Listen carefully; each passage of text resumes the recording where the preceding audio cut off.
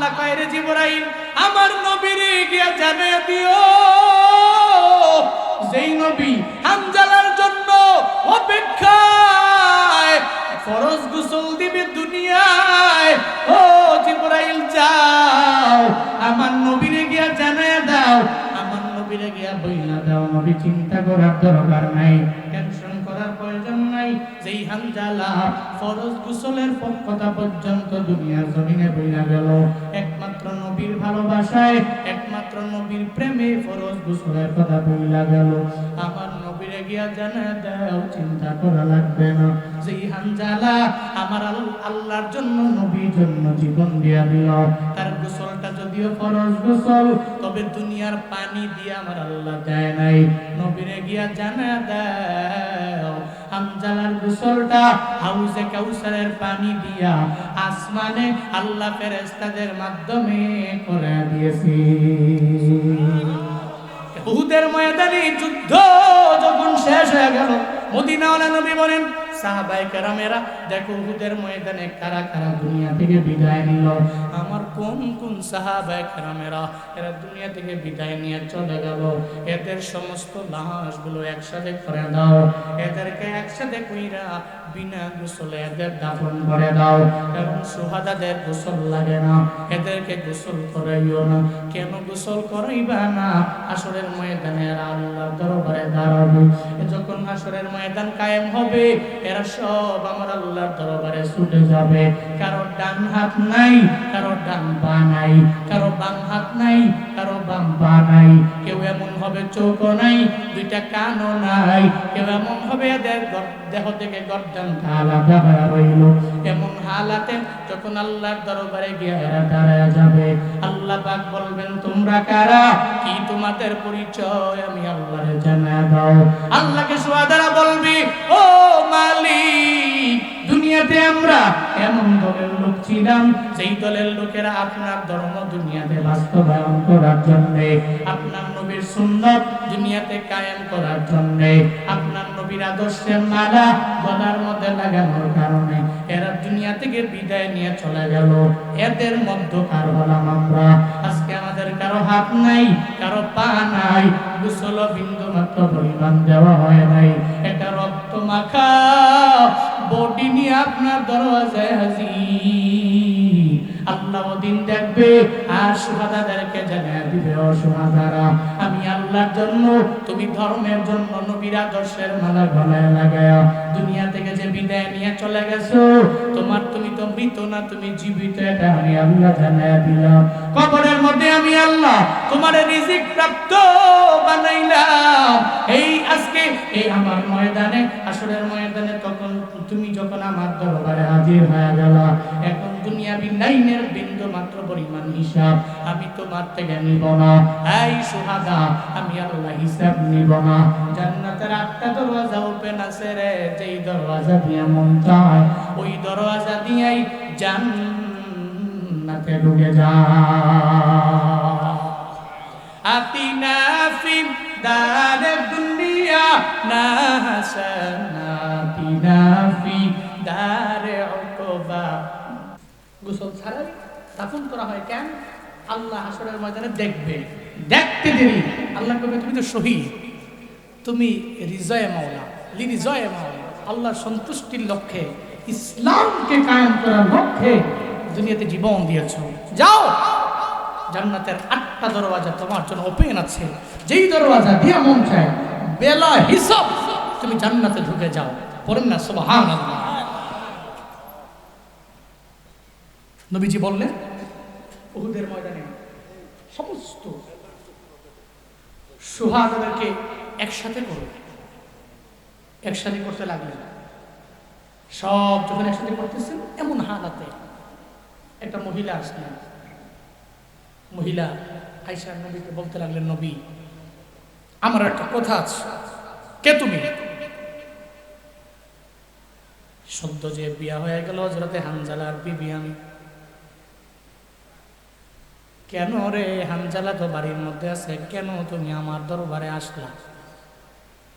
হানজালার বিবি কয়, নবী আমার হানজালা ঘরে নাই, যখন শুনলো আপনাকে দুনিয়া থেকে বিদায় করে দেওয়া হলো,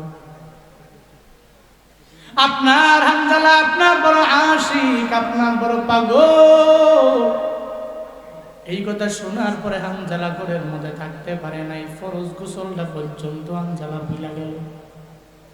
তরবারিটা হাতের মধ্যে লইয়া উহুদের ময়দানে যুদ্ধ করতে নেমে গেল। এখন হানজালা ঘরেও ফিরে নেয়, এর মানে হানজালা দুনিয়া থেকে বিদায় নিয়ে সুহাদাদের খাতায় তার নামটা উঠে গেছে। মদিনাওয়ালা নবী বললেন, কি বলবা আমায় বলো। হানজালার বিবি বলো না।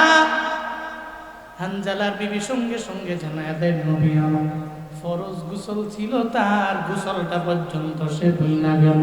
আমি আপনার কাছে আবদার জানাইতে আসলাম, হযরতে হানজালার আগে গোসলটা করাইবেন, এরপরে দাফন দিয়ে দিবেন। কারণ সেটা তো ফরজ গোসল হয়েছিল, আগে গোসল করাবেন, এরপরে দাফন করবেন।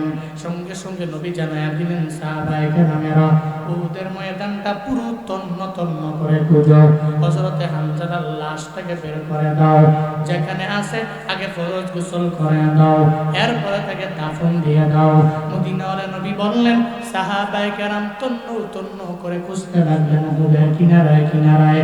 যত জায়গায় গেলেন সব জায়গায় গিয়েও হানজালার লাশটা যখন খুঁজে পায় না, বিভিন্ন জায়গায় সাহাবায়ে কেরাম সার্চ করার পরেও যখন হানজালার লাশটা পায় না, একটা পর্যায়ে সবাই এসে বলে, ও পয়গম্বর, হযরতে হানজালার লাশ আমরা বিভিন্ন জায়গায় দেখলাম, সব জায়গায় সার্চ করলাম, সব সুহাদাদেরকে পেলাম, হযরতে হানজালার লাশের মতো চেহারার মতো কোনো লাশ দেখা যায় না, এমন কোনো ব্যক্তি দেখা যায় না।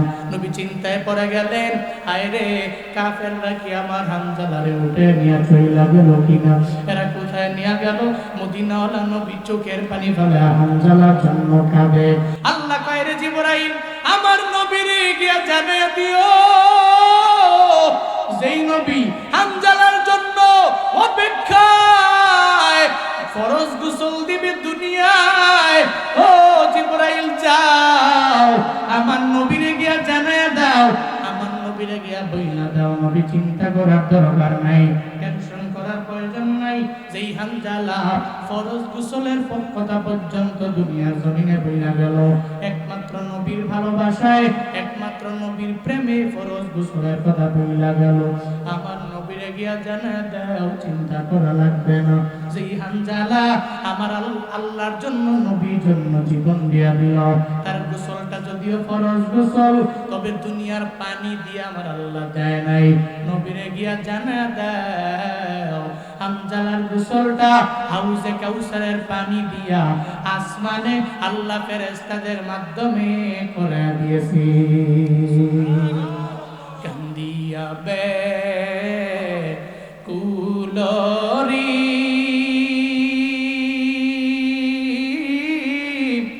হানজালা শহীদরি কুলি জাসি রিসে সেই জঙ্গে উদে নবীর সাহাবী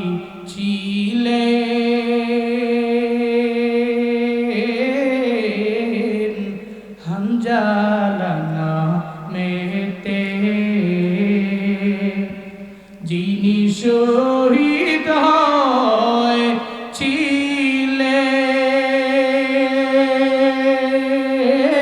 হয়েছিলেন বিবাহের রাতে রে গিয়ে জঙ্গে উহুদে, যুদ্ধে গেলে শহীদ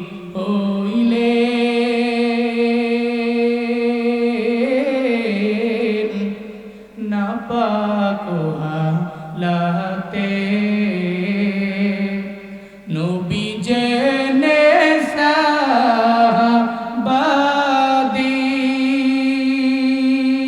সাহাবাদের গোসল দিতে বলে রে সেই জঙ্গে উহুদে, অমনি গাইবি আওয়াজ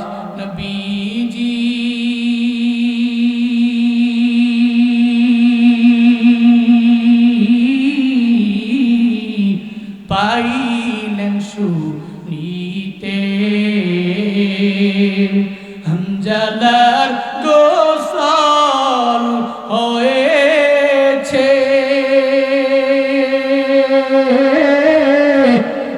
ফেরেশতাদের হাতে রে জান্নাতের পানিতে কান্দিয়া কুলো রে